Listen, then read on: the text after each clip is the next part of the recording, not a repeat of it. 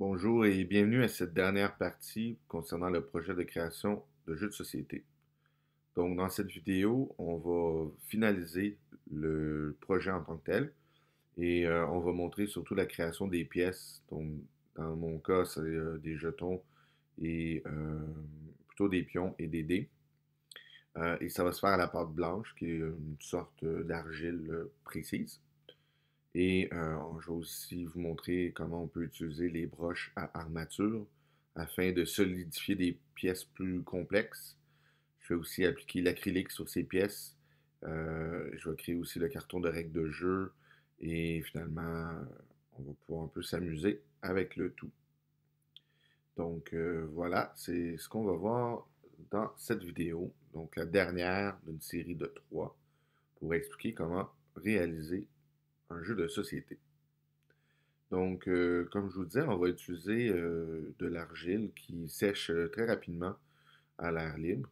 Ici, ce que vous avez devant vous, c'est de la broche à armature. Donc, celle que j'ai en ma possession en ce moment est assez grosse, mais vous pouvez en avoir de la plus petite, de la plus mince.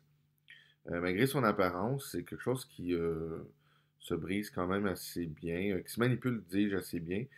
Donc, il suffit d'utiliser des pinces comme ça. Et ça se coupe quand même assez bien, là. Il faut évidemment appliquer un peu de pression, mais le tout est quand même faisable. Vérifiez auprès de votre enseignant en classe pour voir si les pinces sont disponibles, mais je sais qu'il y en a dans le local d'art plastique.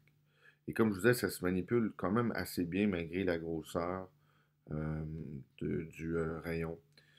Sinon, la pâte en tant que telle, c'est un petit peu plus dur que, un petit peu plus malléable, je dirais, que la pâte à modeler, mais je trouve que ce qui est bien, c'est que ça devient pas, c'est pas dur comme la pâte à modeler, c'est quand même assez mou au début. Et donc, je pense qu'on a plus de liberté pour construire, pour faire ce qu'on a besoin de faire.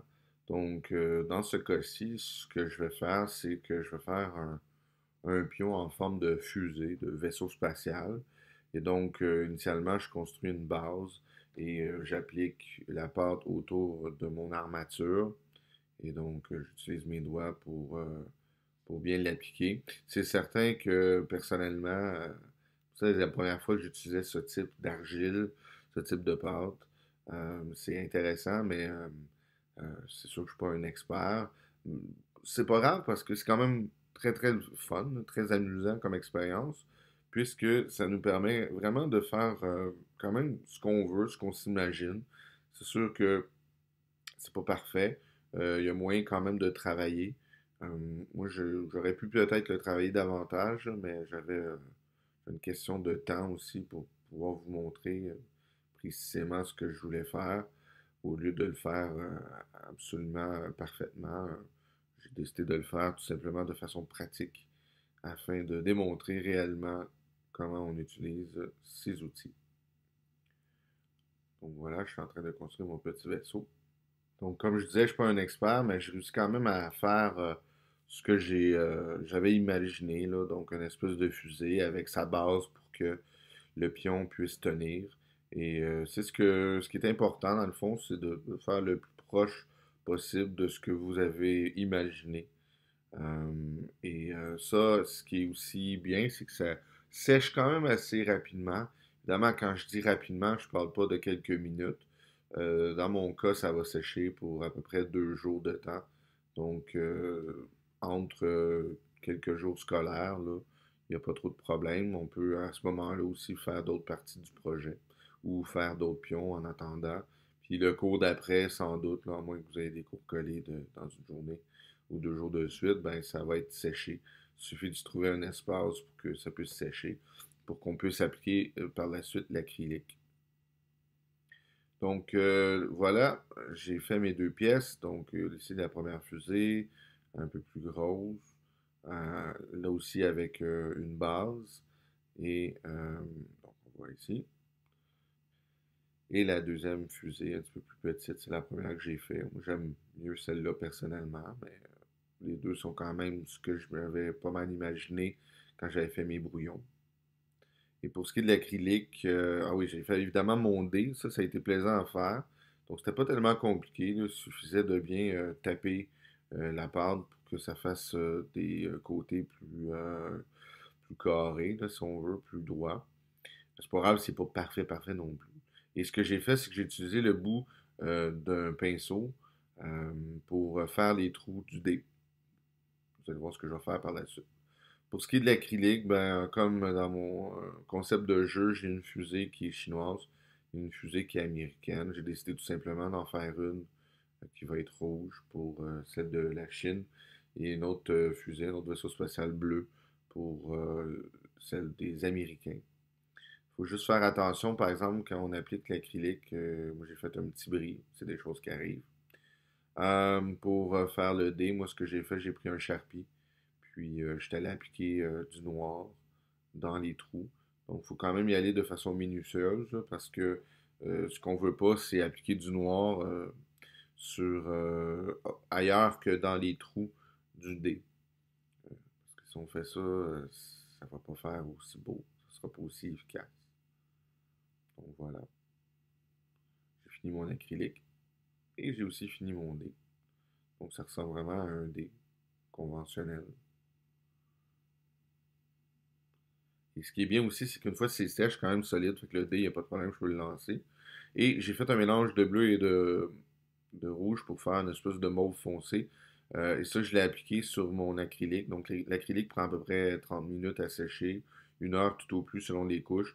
Et j'ai pu appliquer une couleur plus foncée pour faire comme des vitres, des hublots, des petits détails. Puis voilà, on a ici le dé en tant que tel.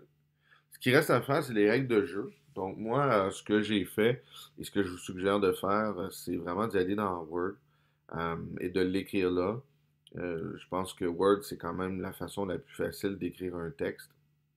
Et on peut aussi mieux prévoir et travailler la largeur, par exemple, du texte, la grosseur de la police et changer évidemment la police aussi, là, le type d'écriture pour y donner un style qui va être en lien avec le jeu.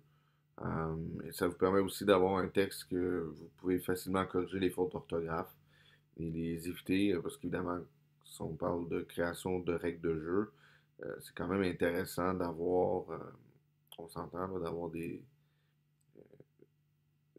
un texte qui est pas bourré de fautes. Donc, je vous conseille fortement de revérifier votre texte avant de le faire imprimer. Et effectivement, on peut juste le faire imprimer et par la suite de l'appliquer euh, sur une feuille, comme vous allez voir.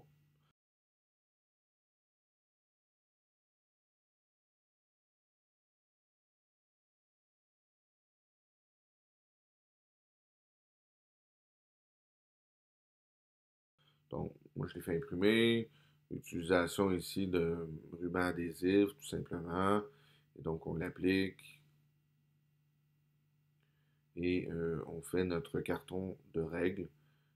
Moi, ce que je vous conseille aussi de faire, si vous avez le temps, c'est de rajouter un peu d'or sur votre carton. Donc, en lien avec votre projet. Moi, j'ai pas eu le temps, mais j'aurais pu faire comme des comètes ou des planètes. Ça aurait pu être intéressant. Et mes règles sont barre en barre, recto verso du carton. J'ai comme un côté où j'explique le jeu en général et la prémisse du jeu, et l'autre côté que j'explique les cases et les phénomènes qui sont associés aux cases. Et donc, ça donne une feuille de règles comme ça. Il suffit maintenant de tout simplement jouer, parce que le tout est terminé, et de s'amuser. Donc, vous pouvez finalement jouer avec votre création.